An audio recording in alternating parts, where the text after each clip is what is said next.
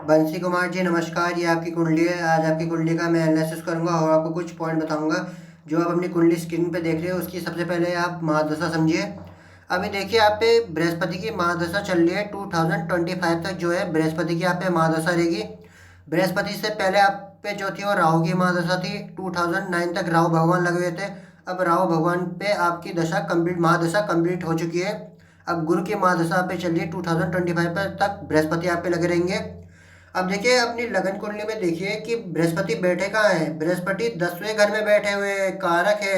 गुरु जब भी 10वें घर में बैठेंगे कारक होके बैठते हैं यहाँ पे। गुरु की अगर महादशा में भी जो आपको प्रॉब्लम हो रही है उस पर भी मैं अभी डिस्कस करूंगा।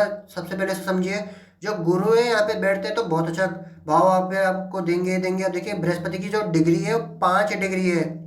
5 डिग्री में बृहस्पति बिल्कुल भी भाव नहीं देते हैं, तो इनकी डिग्री हमें बढ़ानी है। अब डिग्री क्या चीज़ है वो भी आप समझिए। 1 से लेके 60 डिग्री तक जो ग्रह होता है वो नवजात अवस्था में रहता है, और 8 से लेके 15 तक वो ग्रह कुमार अवस्था में रहता है, और 15 से लेके 23 डिग्री तक वो ग्रह युवा अवस्था में रहता है। तो ये युवा अवस्था भी सही है, कुमार अवस्था भी सही है। नवजात अवस्था में ग्रह बिल्कुल भी भाव नहीं देता है और नवजात बच्चे की तरह रहता है। तो यहाँ पे ग्रुप पे आपको रेमेडी करनी है, ये पहला उपाय रह गया। तो आप यहाँ पे एक पुखराज धारण कर लीजिएगा यहाँ पे, जो कि गुरु की डिग्री यहाँ पे बढ़ जाएगी। गुरु यहाँ पे बैठेंगे तो ये बहुत अच्छा भाव यहाँ पे देते ही देते हैं। अब देखिए यहाँ पे गुरु के साथ जो है शनि, माफ कीजिएगा, सूर्य पे बैठे हैं। सूर्य जब भी 10वें होके बैठते हैं ये भी कारक है। सूर्य का यहाँ पे बैठना बहुत अच्छा भाव माना गया है।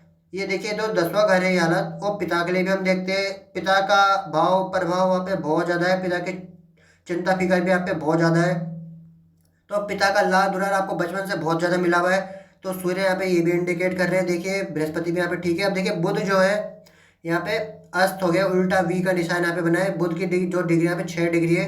बुध यहाँ पे 6 डिग्री में भाव नहीं देते, तो यहाँ पे आपको पुखराज के साथ साथ पन्ना भी धारण कर लेना है एक, ताकि बुध की डिग्री बढ़ जाए।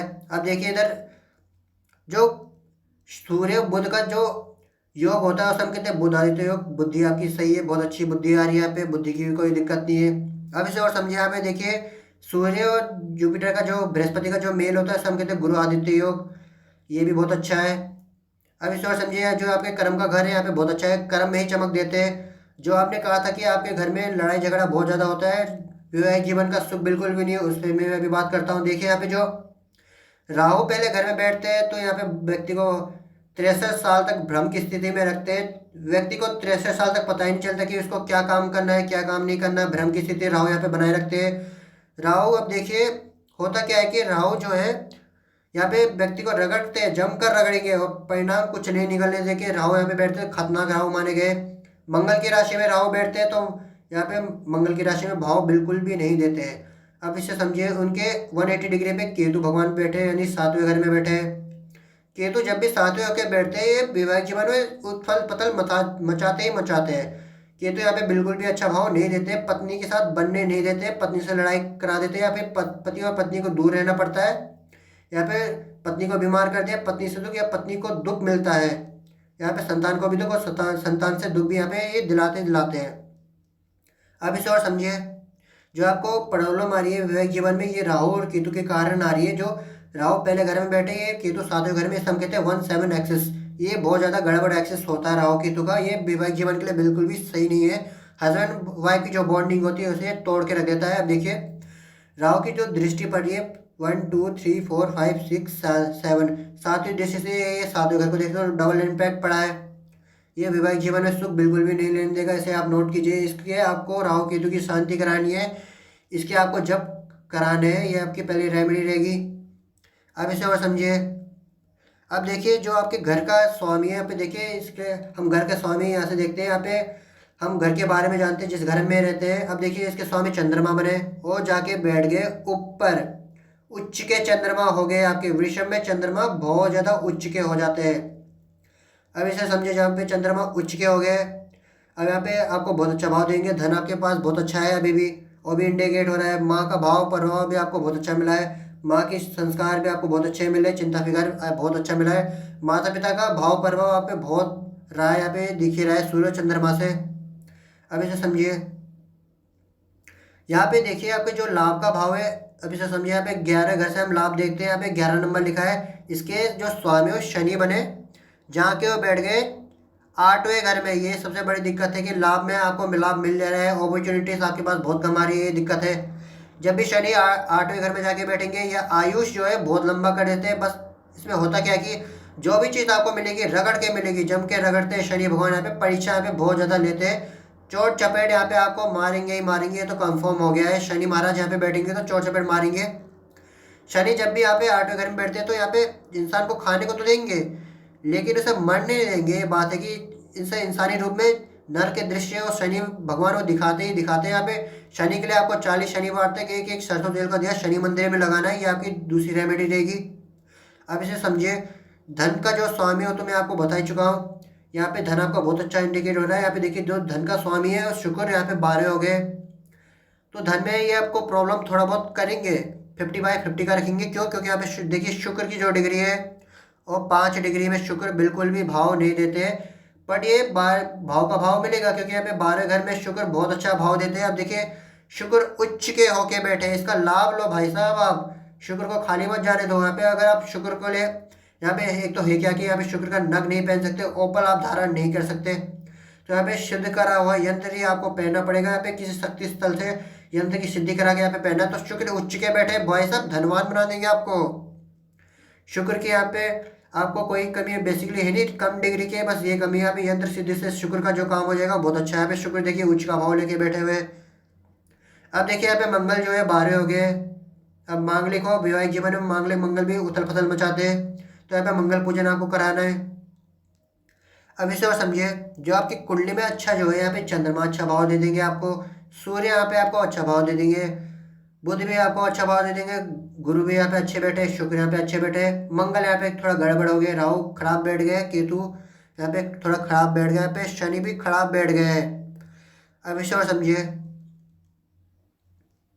जहाँ तक हम आपकी संतान की बात करें, देखिए संतान का जो भविष्य यहाँ पे देखिए 5 नंबर लिखा हुआ है। 5 नंबर के स्वामी सूर्य, यहाँ पे संतान बहुत अच्छी आपके बनेंगे। यहाँ पे सूर्य है 5 नंबर का स्वामी, कर्म में बैठेगा, संतान को बहुत अच्छा बनाएगा। यहाँ पे शिक्षा में भी आपकी कोई कोई प्रॉब्लम नहीं है। अब देखिए सूर्य की जो दृष्टि पड़ रही है यहाँ पे 1 2 3 4 5 चंद्रमा को देख रही है।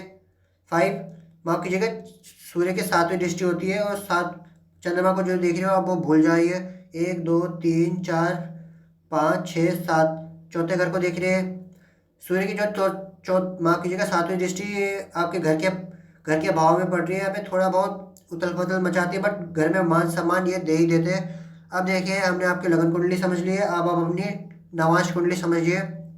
नवाश कुंडली में हो क्या रहा है कि यहाँ पे वीनस बैठे हैं, बहुत अच्छा भाव ये भी देते हैं, धन के घर में बैठे हैं। अब इसको समझिए, चंद्रमा भी बैठे हैं यहाँ पे।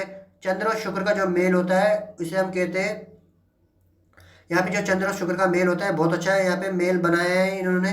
अब इसको समझिए, यहाँ पे देखिए शनि और मंगल ये जो बाधा देंगे भाई साहब आपको धन में। जब भी शनि और मंगल यहाँ पे बैठते हैं ये हड्डियों में फ्रैक्चर मारते ही मारते हैं। आपके जो संबंध है वो यहाँ पे बिगाड़ेंगे। साथ ही साथ जो आपके पत्नी के साथ भाव है वो भी यहाँ पे दिक्कत कर रहे हैं। यहाँ पे पत्नी के साथ बिल्कुल भी बनने नहीं देते हैं। शनि मंगल जो है, एक बात तो कंफर्म होती है, जब भी ये दोनों ग्रह एक साथ बैठेंगे आपकी हड्डियाँ तोड़ेंगे तोड़ेंगे भाई साहब। जैसा इंसान आया है वैसा तो जाएगा नहीं, ये तो कंफर्म हो गया यहाँ पे।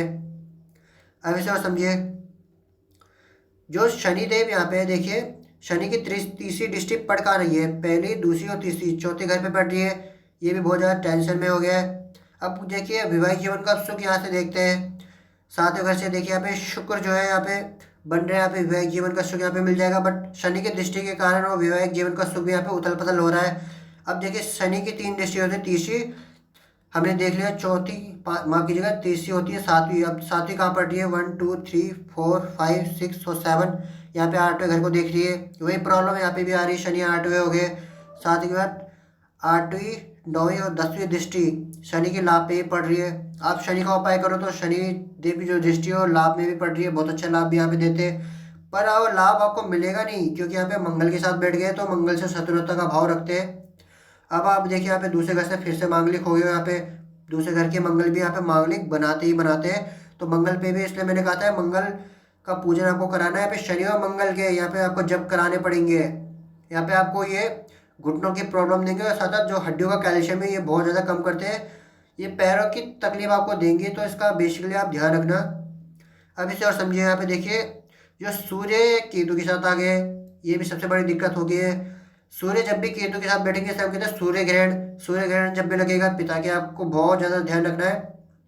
अभी जो आप हो 33 साल के हो, पिता को पिता के बारे में मैंने आपको पूछा था फ़ोन करके, तो 27 साल में पिता को झटका इन्होंने दिया था, वो भी मैंने पूछा था, तो आपने हाँ कहा था। तो यहाँ पे आपको अब 40 साल में पिता का बहुत ज़्यादा ध्यान रखना है भाई साहब। 40 साल में पिता की डेथ करा देते हैं। 27 साल में पिता को एक झटका देते हैं, बट 40 साल में पिता का पूरा काम खत्म कर देते हैं। इसलिए हमें यहाँ पे इनका ध्यान रखना है बेसिकली। तो यहाँ पे भी आपको चंद्र और सूर्य के यहाँ पे जप कराने हैं। अभी सोच समझिए, यहाँ पे देखिए राहु जो है यहाँ पे बहुत अच्छा भाव दे देंगे आपको। शत्रुअंत का योग बनाया है।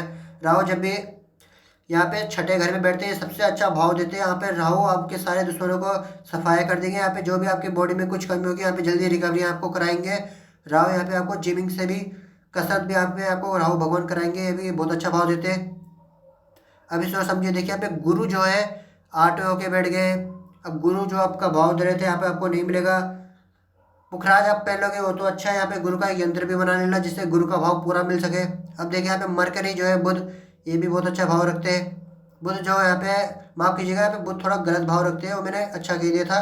बुध जो है यहाँ पे थोड़ा खराब भाव रखते हैं, इसलिए मैंने कहा था कि यहाँ पे बुध का यंत्र भी आप बनाना। यहाँ पे आप पन्ना धारण करोगे, साथ साथ इन दोनों ग्रहों के यहाँ पे यंत्र बनेंगे ही बनेंगे।